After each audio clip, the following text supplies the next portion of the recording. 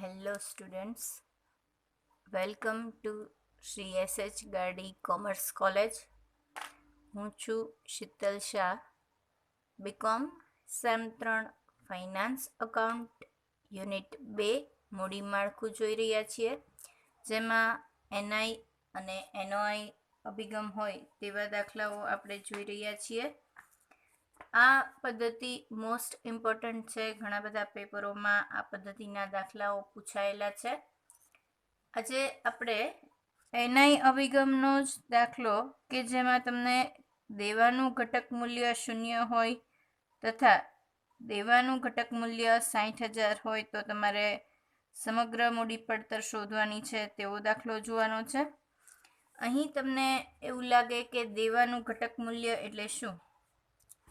તો દેવાનું ઘટક મૂલ્ય એટલે આપણે ડિબેન્ચર કેટલાના બહાર પાડ્યા છે તેને દેવાનું ઘટક મૂલ્ય કહેશું.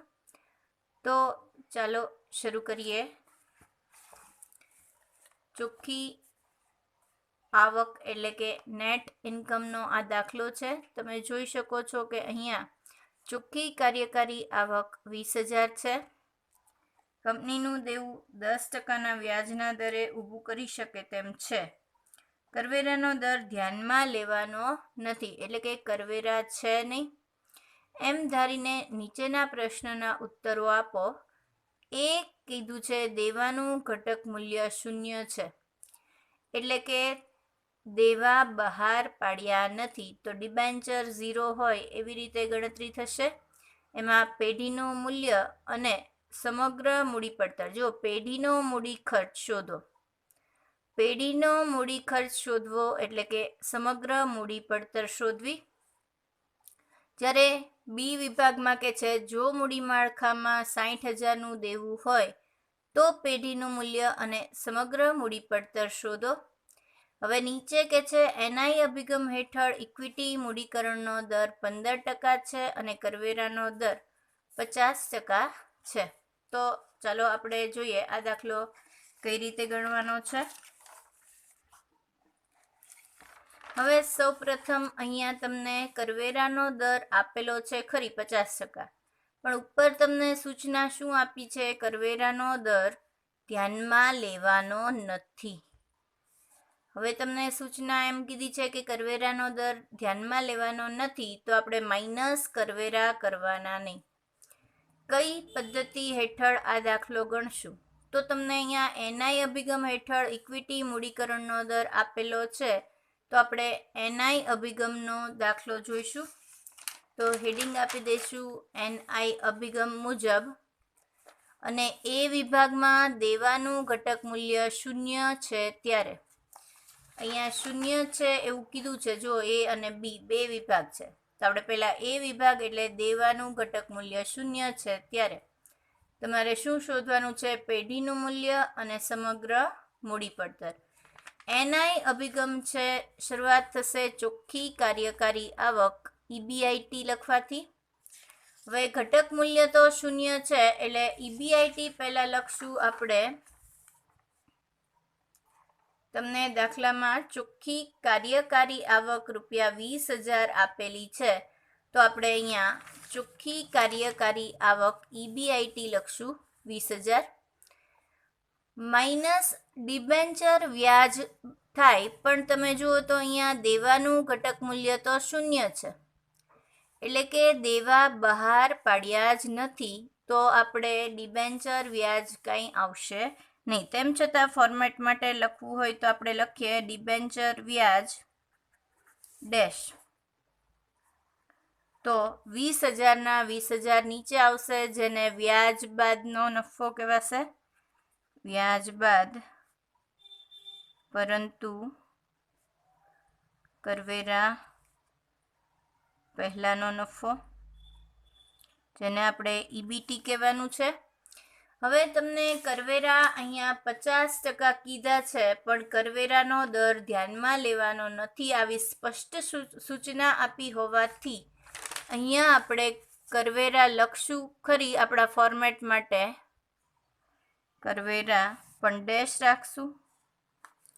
તો ₹20,000 આપણે જેને PAT પ્રોફિટ આફ્ટર ટેક્સ કહીએ છીએ, કરવેરા બાદનો ચોખ્ખો નફો.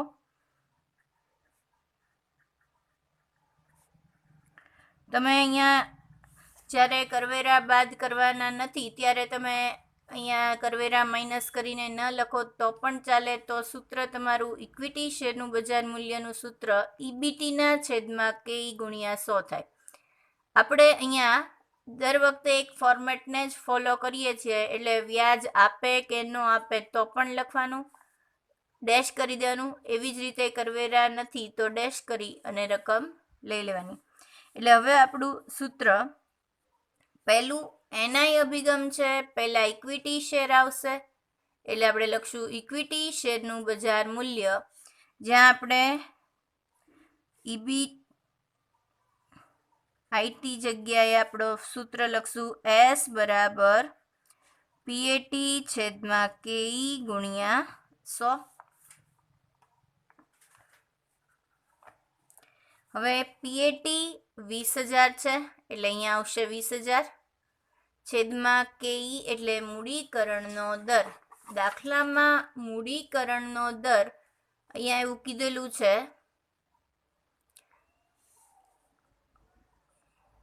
ઇક્વિટી મૂડીકરણનો દર 15% છે, તો છેદમાં આવશે 15 ગુણ્યા 100 એટલે 20,000 ભાગ્યા 15 ગુણ્યા 100 કરતા એસની વેલ્યુ મળી 1,33,333. પછી 0.33 હોય તો તે એને રાઉન્ડ ઓફ કરીને 50 પૈસા કરતાં ઓછા છે તો કાઢી નાખવાનું. કોઈ પણનું જ્યારે બજાર મૂલ્ય શોધો છો તો પોઈન્ટ પછી 2 આંકડા મૂડી માળખામાં લખાશે નહીં. મૂડી પડતર શોધો તો પોઈન્ટ પછી 2 આંકડા લખાશે. હવે આપણે બીજું શોધવાનું છે પેઢીનું બજાર મૂલ્ય. પેઢીનું બજાર મૂલ્ય જેનું સૂત્ર છે VM બરાબર S પ્લસ D. D એટલે દેવાનું મૂલ્ય, એટલે કે ડિબેન્ચરનું મૂલ્ય છે. હવે તમારે એસની રકમ છે 1,33,333 પ્લસ ડી એટલે દેવા. અહીંયા દેવાનું મૂલ્ય તો 0 છે એટલે અહીંયા 0 રાખશું. તો તમારો જવાબ VM બરાબર 1,33,133 આવશે, કારણ કે કોઈ પણ દેવા છે નહીં તો ઇક્વિટી શેરનું બજાર મૂલ્ય એ જ પેઢીનું બજાર મૂલ્ય થશે. હવે આપણે સમગ્ર મૂડી પડતર એટલે કે પેઢીનો મૂડી ખર્ચ જે શોધવાનું કીધું છે એ શોધશું, જેનું સૂત્ર છે EBIT છેદમાં VM ગુણ્યા 100. EBIT એટલે ચોખ્ખી કાર્યકારી આવક 20,000 છેદમાં VM એટલે 1,33,333 ગુણ્યા 100. આની ગણતરી કરતા તમારો જવાબ 15% આવે છે.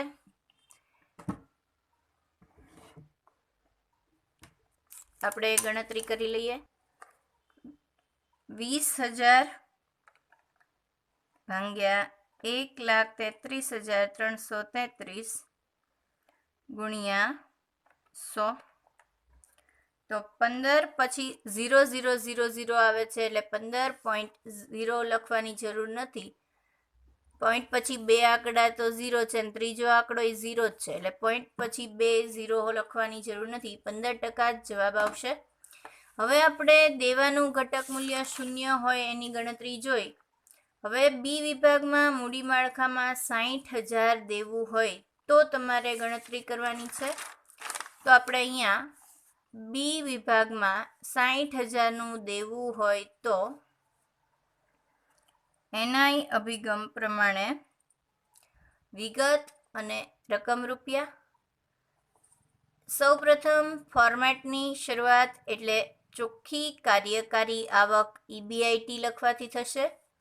EBIT છે 20,000, ઉપર પણ લખેલું છે એ જ રકમ અહીંયા આવશે 20,000. હવે પહેલી ગણતરીમાં તમારે ડિબેન્ચરનું મૂલ્ય 0 હતું, પણ બીજી વખતમાં ડિબેન્ચરનું મૂલ્ય 60,000 રૂપિયા છે. તો માઇનસ આપણે ડિબેન્ચર વ્યાજ કરશું 60,000ના. વ્યાજનો દર તમને અહીંયા આપેલો હતો. અહીંયા એવું કહે છે કે કંપનીનું દેવું 10%ના વ્યાજના દરે ઊભું કરી શકે તેમ છે. એટલે વ્યાજનો દર જે 60,000નું મૂડી માળખું હોય તો વ્યાજનો દર તેના 10% લેખે 60,000 ગુણ્યા 10% એટલે 6,000 થશે. 20,000 માઇનસ 6,000 કરતા 14,000 આવશે. એને કહેવાશે વ્યાજ બાદ પરંતુ કરવેરા પહેલાનો નફો. હવે ફોર્મેટને ફોલો કરવું હોય તો ભલે કરવેરા ધ્યાનમાં લેવાના નથી એવું કીધું, તેમ છતાં આપણે અહીંયા લખશું કરવેરા રકમ ડેશ અને 14,000 નીચે આવશે PAT, જેને કહેવાશે કરવેરા બાદનો ચોખ્ખો નફો. આ એક ફોર્મેટ છે એટલા માટે આપણે લખ્યું. બાકી કરવેરા ન હોય તો તમે EBT સુધી જ ગણતરી કરો અને સૂત્રમાં EBTના છેદમાં કે લખી નાખો તો પણ ચાલે. પણ ક્યારે કરવેરા લેવા ક્યારે ન લેવા એ ભૂલ ન પડે એટલે એક ફોર્મેટ રાખો તો તમારે કરવેરા જ્યારે ન આવે ત્યારે ડેશ લખવાનું થશે. એનાય અભિગમ છે. સૌપ્રથમ ઇક્વિટી શેરનું બજાર મૂલ્ય મળશે. ઇક્વિટી શેરનું બજાર મૂલ્ય S બરાબર, અહીંયા EBTની જગ્યાએ આપણે આ રીતે સૂત્ર આવશે, S બરાબર PAT છેદમાં KE ગુણ્યા 100. PAT 14,000. મૂડીકરણનો દર દેવું હોય કે દેવું ન હોય એમાં કાંઈ ચેન્જીસ નથી, તો 14,000 ભાગ્યા 15 ગુણ્યા 100 કરતા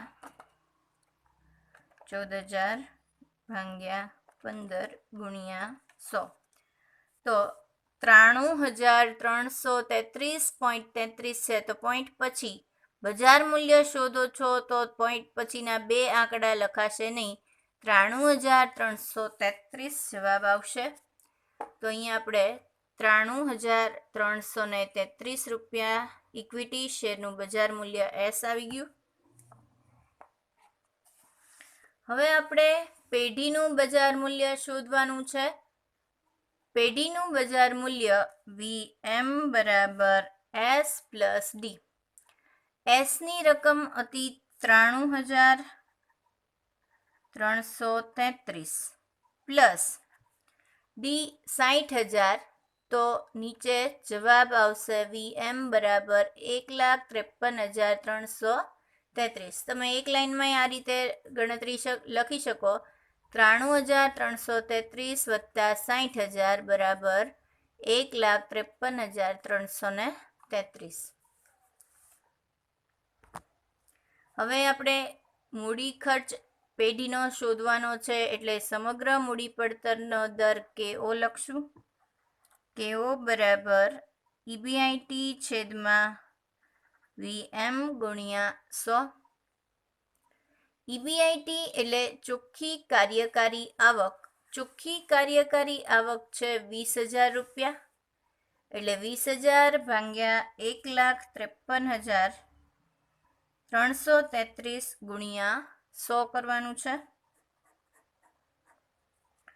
20,000 ભાગ્યા 1,53,333 ગુણ્યા 100 13.04% આવશે. તો આ માત્ર એનાય અભિગમ છે જેમાં તમારે એક વખત દેવું હોય અને એક વખત દેવું ન હોય એવું મેં શીખવાડ્યું આ પહેલા એક વિડીયોમાં. 10 લાખના ડિબેન્ચર અને 20 લાખના ડિબેન્ચર હોય તો કઈ રીતે ગણવું એ પણ જોયું છે. તો આપણે અહીંયા આ તો ઘટક મૂલ્ય શૂન્ય એવો શબ્દ આવે અને તમને એમ લાગે કે આમાં શું કરવું, એટલા માટે આપણે આ વિડીયોમાં દાખલો જોયો. હવે આપણે આ દાખલો એપ્રિલ 2016 અને માર્ચ 2017ના પેપરનો દાખલો છે. આવો એક દાખલો આપણે આ પહેલા વિડીયોમાં પણ જોયો છે, પણ અહીંયા આપણને કયું મૂડી માળખું ઇષ્ટતમ ગણી શકાય એવું જે પૂછ્યું છે એ પોઈન્ટ નવો છે. તો ચાલો એ દાખલો જોઈએ. સૌ પ્રથમ અહીંયા બે પેઢીઓ છે પી અને ક્યુ. એનઆઈ અભિગમ અને એનઓઆઈ અભિગમ બંને પૂછ્યું છે. વિગત: દેવું ધરાવતી પેઢી એટલે કે આ પેઢીમાં ડિબેન્ચર છે, જ્યારે દેવું ન ધરાવતી એનો અર્થ એવો કે આ ડિબેન્ચર નથી. હવે તમને ઈબીઆઈટી એટલે વ્યાજ કરવેરા પહેલાની આવક ચોખ્ખી કાર્યકારી આવક કહેવાશે. તો અહીંયા લખી રાખીએ ચોખ્ખી કાર્યકારી આવક આપેલી છે. વ્યાજ આપ્યું છે, ધ્યાનથી જોઈ લેજો, વ્યાજ છે, ડિબેન્ચર નથી. કેટલીક વખત તમને ડિબેન્ચર આપશે અને કેટલીક વખત વ્યાજ આપશે. તો તમારે ધ્યાનથી જોઈ લેવાનું કે તમને ડિબેન્ચર આપ્યા છે કે વ્યાજ આપ્યું છે, કારણ કે બંનેની ગણતરીમાં ફેર પડશે. ઇક્વિટી મૂડીકરણનો દર અને કરવેરાનો દર દાખલામાં આપેલો જ છે. હવે બે પેઢી છે તો આપણે પહેલાં તો એનઆઈ અભિગમ પ્રમાણે ગણતરી કરીએ. હેડિંગ આપી દઈએ એનઆઈ અભિગમ મુજબ. વિગત: દેવું ધરાવતી પેઢી પી અને દેવું ન ધરાવતી પેઢી ક્યુ.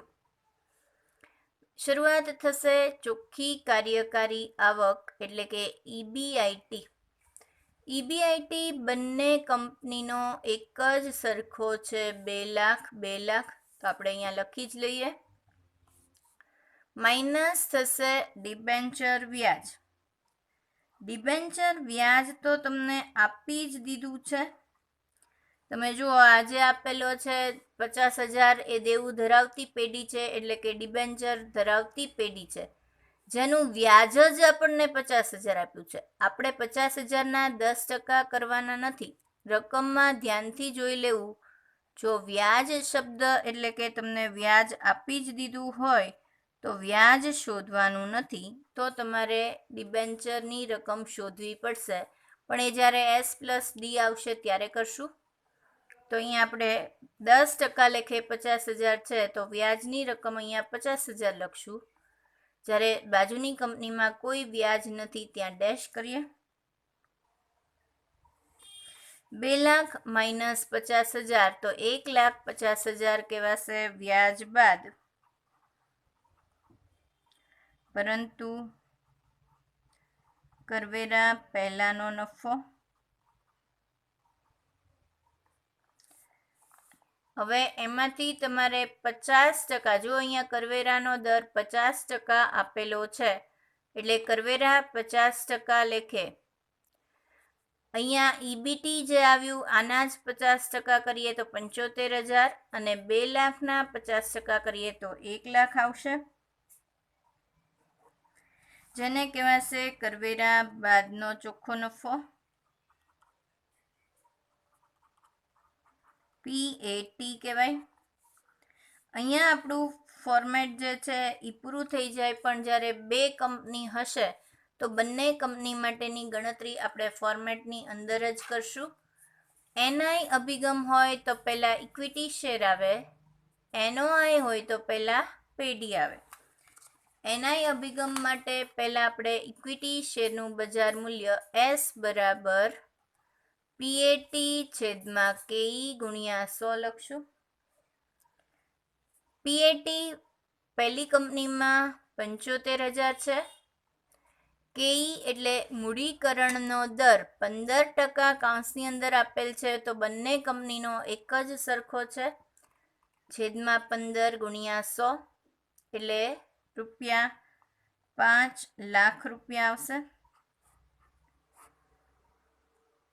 હવે આપણે દેવું ન ધરાવતી કંપનીની ગણતરી કરીએ, જેમાં PAT 1 લાખ અને મૂડીકરણનો દર KE 15% છે એટલે કે છેદમાં 15 ગુણ્યા 100 તો ₹666,666.66 આવતું હોય.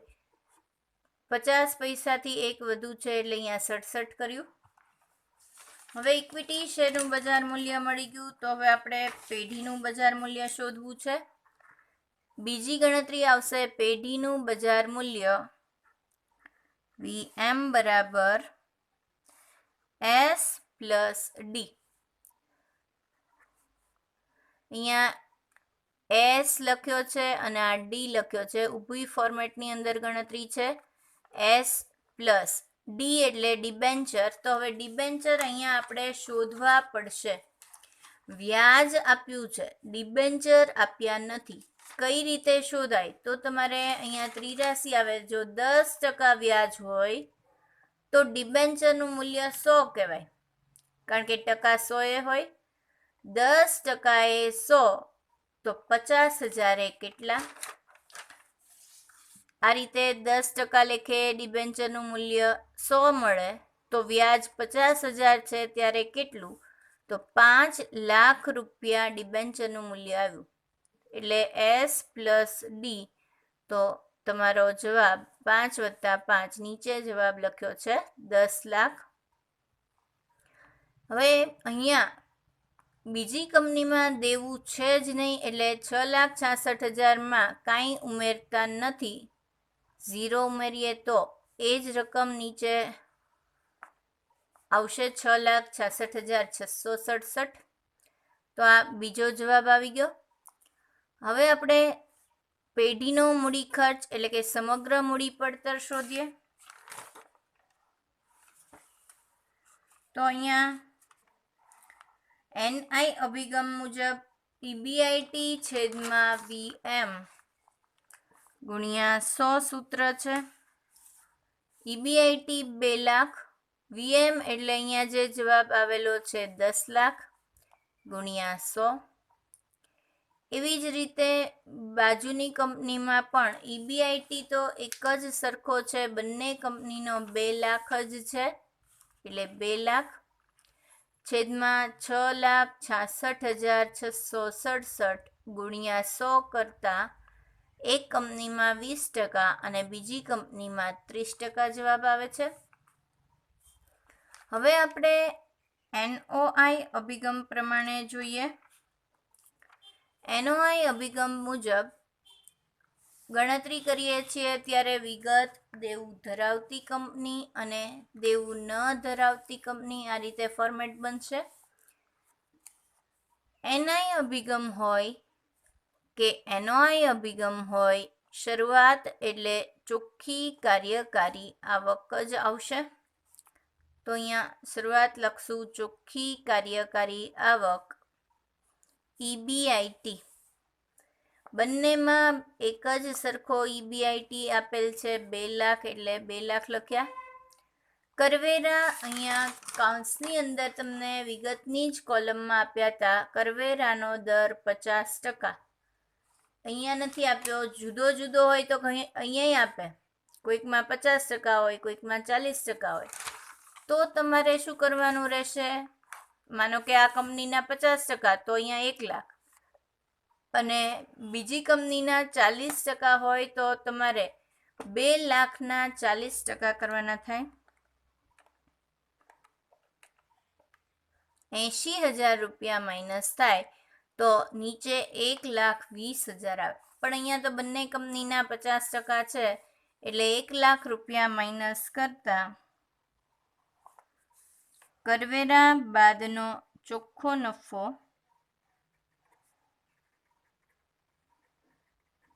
PAT 1 લાખ આવશે.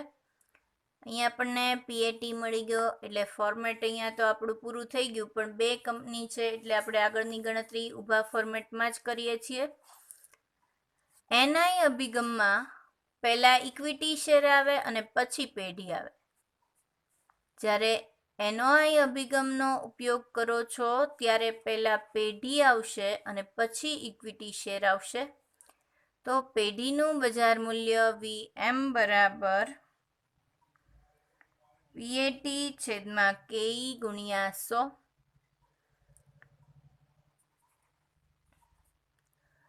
1 લાખ તમારા PAT છેદમાં KE એટલે મૂડીકરણનો દર.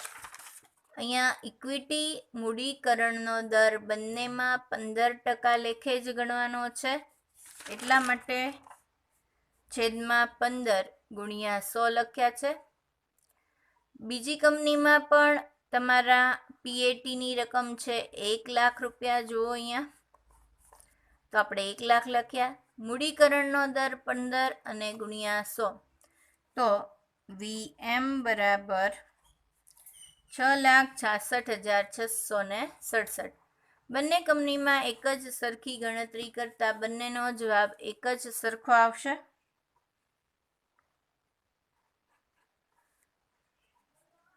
હવે આપણે NOI અભિગમ છે, તો બીજી ગણતરી ઇક્વિટી શેરનું બજાર મૂલ્ય S શોધાશે, જેનું સૂત્ર છે S બરાબર VM માઇનસ ડી. હવે VM એટલે 6,66,667 માઇનસ ડીની રકમ 5 લાખ રૂપિયા માઇનસ થાય. અહીંયા આ રીતે આવશે.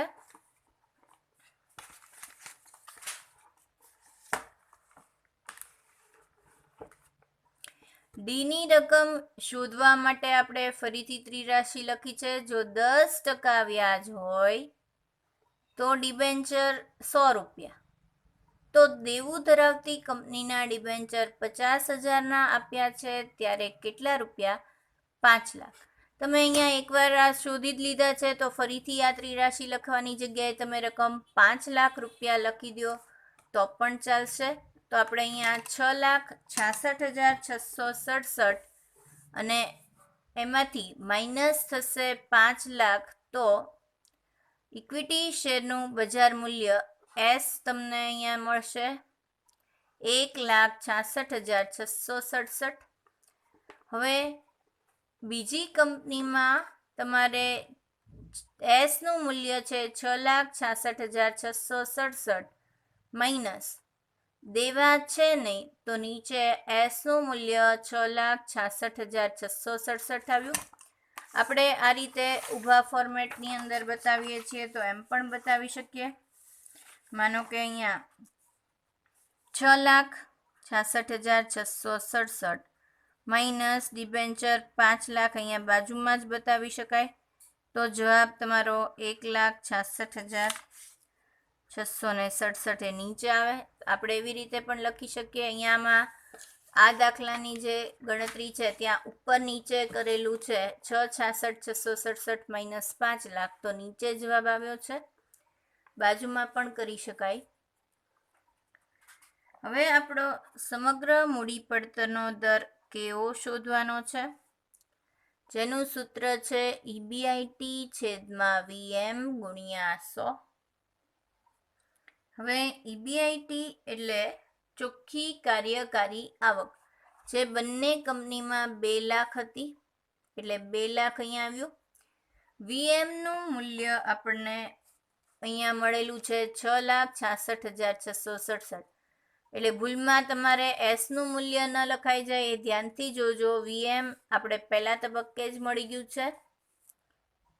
2 લાખ ભાગ્યા 6,66,667 ગુણ્યા 100, તો 30%. અને બીજી કંપનીમાં પણ બંને મૂલ્ય એક જ સરખું છે. કાર્યકારી આવક એટલી છે, પેઢીનું મૂલ્ય એટલું જ છે, તો બંનેનો જવાબ એક જ સરખો આવશે. હવે આપણે ઇક્વિટી શેરની મૂડી પડતર શોધવાની છે, જેનું સૂત્ર છે EBIT માઇનસ ડિબેન્ચર વ્યાજ છેદમાં ઇક્વિટી શેરનું બજાર મૂલ્ય એટલે કે S ગુણ્યા 100. EBIT એટલે ચોખ્ખી કાર્યકારી આવક 2 લાખ માઇનસ ડિબેન્ચર વ્યાજ, તો તમે જુઓ અહીંયા તમને જે આપ્યું છે એ વ્યાજ જ છે 50,000. તો પહેલી કંપનીમાં આપણે 50,000 માઇનસ કરશું, પણ બીજી કંપનીમાં રકમ છે જ નહીં. જો ડિબેન્ચર વ્યાજ જ નથી, દેવું જ નથી, તો અહીંયા માઇનસ 0 થશે. છેદમાં S એટલે ઇક્વિટી શેરનું બજાર મૂલ્ય, જે તમને અહીંયા બીજું સ્ટેપમાં મળેલું છે 1,66,667. તો અહીંયા આપણે છેદમાં આવશે 1,66,667 અને બીજી કંપનીમાં છે 6,66,667. તો બીજી કંપનીમાં લખશું 6,66,667 ગુણ્યા 100. તો પહેલી કંપનીમાં 90% અને બીજી કંપનીમાં 30% આવ્યો. હવે તમને આ બંને ગણતરી પૂરી થઈ ગઈ. હવે તમને જો ખાલી ટિપ્પણી કરો અથવા તમારો અભિપ્રાય આપો એમ પૂછે તો તમારે અભિપ્રાય આ રીતે અપાય કે જે કંપની દેવું ધરાવે છે, પહેલા હેડિંગ આપી દેવાનું એનઆઈ અભિગમ. એમાં જે કંપની દેવું ધરાવે છે તેનું ઇક્વિટી શેરનું બજાર મૂલ્ય કેવું આવ્યું? આની કરતાં ઓછું. જો તમે અહીંયા 6,66,000 વધુ કહેવાય ને 5 લાખ ઓછા કહેવાય તો અહીંયા એવું લખવાનું જે કંપનીમાં દેવું વધુ છે અથવા તો જે કંપની દેવું ધરાવે છે તેનું ઇક્વિટી શેરનું બજાર મૂલ્ય ઓછું મળ્યું. પેઢીનું બજાર મૂલ્ય કેવું આવ્યું? વધુ. જો આની કરતાં વધુ છે. પેઢીનું બજાર મૂલ્ય વધુ અને ઇક્વિટી શેર નહીં અને પેઢીની સમગ્ર મૂડી પડતર જો તમે આની કરતાં કેવી છે? ઓછી છે. બરાબર. અને જે કંપની દેવું ધરાવતી નથી તે કંપનીનું ઇક્વિટી શેરનું બજાર મૂલ્ય તમે જો તો પહેલી કંપની કરતાં વધુ છે, એટલે એમ લખવાનું કે જે કંપની દેવું નથી ધરાવતી તેનું ઇક્વિટી શેરનું બજાર મૂલ્ય વધુ, પેઢીનું બજાર મૂલ્ય ઓછું, આની કરતાં ઓછું, અને સમગ્ર મૂડી પડતર આની કરતાં વધુ, એટલે કે વધુ છે. એનઓઆઈ અભિગમની ટિપ્પણી લખો ત્યારે અથવા એનો અભિપ્રાય પૂછે ત્યારે જે કંપની દેવું ધરાવે છે તેનું પેઢીનું બજાર મૂલ્ય વિશે છેલ્લે લખવાનું, બે સરખા જ છે, એટલે તેનું ઇક્વિટી શેરનું બજાર મૂલ્ય જો ઓછું છે, આ કંપની કરતાં અહીંયા ઓછું છે, એટલે દેવું ધરાવતી કંપનીમાં ઇક્વિટી શેરનું બજાર મૂલ્ય ઓછું અને આ બંને સરખું છે એના માટે છેલ્લે લખશું અને ઇક્વિટી શેરની મૂડી પડતર વધુ છે. જે કંપની દેવું નથી ધરાવતી અથવા ઓછું ધરાવતી હશે તેનું ઇક્વિટી શેરનું બજાર મૂલ્ય વધુ અને મૂડી પડતર આની કરતાં ઓછી છે. બરાબર. અને પેઢીના બજાર મૂલ્ય તથા સમગ્ર મૂડી પડતર ઉપર લિવરેજની કોઈ અસર થતી નથી, કારણ કે બે એક જ સરખું રહે છે. તો આ તમે અભિપ્રાય આપ્યો કહેવાય. હવે તમને અહીંયા એવું પૂછ્યું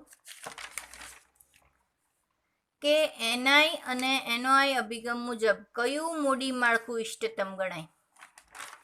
તો આપણે પહેલા લખીએ એનઆઈ અભિગમ મુજબ કંપની પીની સમગ્ર મૂડી પડતર કેટલા ટકા આવી? 20%.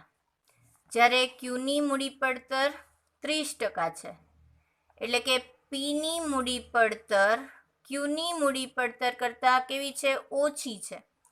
જેની મૂડી પડતર સમગ્ર મૂડી પડતર ઓછી એ કંપની સારી ઇષ્ટતમ મૂડી માળખું ગણી શકાય.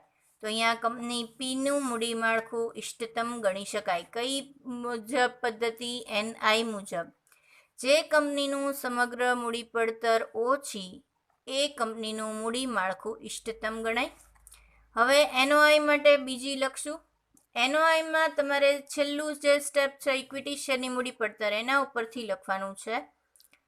એનઓઆઈ અભિગમ મુજબ કંપની પીની ઇક્વિટી શેરની મૂડી પડતર 90% અને ક્યુની ઇક્વિટી શેરની મૂડી પડતર 30% છે. તો આમાં કોની ઓછી છે? ક્યુની. તો કંપની ક્યુની ઇક્વિટી શેરની મૂડી પડતર કંપની પી કરતાં ઓછી છે, તો કંપની ક્યુનું મૂડી માળખું ઇષ્ટતમ ગણાય.